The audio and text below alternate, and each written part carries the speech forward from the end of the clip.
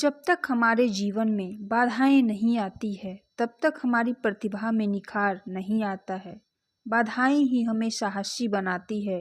परेशानियों की वजह से ही हमारा सही विकास होता है। पुराने समय में एक किसान की फसल बार बार खराब हो रही थी। कभी तेज बारिश की वजह से, कभी तेज धूप की वजह से, कभी ठंड की वजह से उसकी फसल पनप नहीं पा रही थी। एक दिन इससे दुखी होकर किसान भगवान पर नाराज हो गया। वह भगवान को लगातार कोस रहा था। तभी वहां भगवान प्रकट हुए। किसान ने भगवान से कहा कि भगवान, आपको खेती की बिल्कुल भी जानकारी नहीं है। आपकी गलत समय पर बारिश कर देने से, कभी भी तेज धूप और ठंड बढ़ा देने से हमारी फसल खराब हो जाती है। आप मेरी अगली फसल तक मेरे अनुसार मौसम कर दीजिए। जैसा मैं चाहूँ वैसा ही मौसम रहे। ये बातें सुनकर भगवान ने कहा कि ठीक है, अब से ऐसा ही होगा।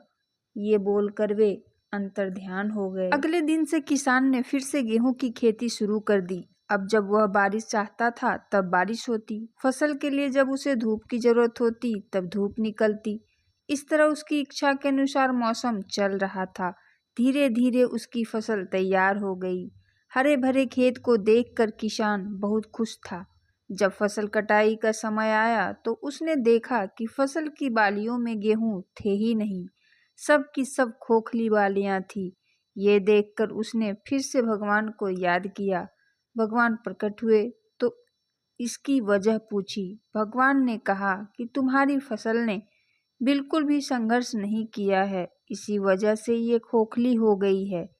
जब फसलें तेज बारिश में, तेज हवा में खुद को बचाए रखने का संघर्ष करती है, तेज धूप से लड़ती है, तभी उसमें दाने बनने की प्रक्रिया शुरू होती है। जिस तरह सोने को चमकने के लिए आग में तपना पड़ता है, ठीक उसी तरह फसलों के लिए भी संघर्ष जरूरी होता है। ये बात किसान को समझ आ गई और उसे अपनी भूल का एहसास हो गया।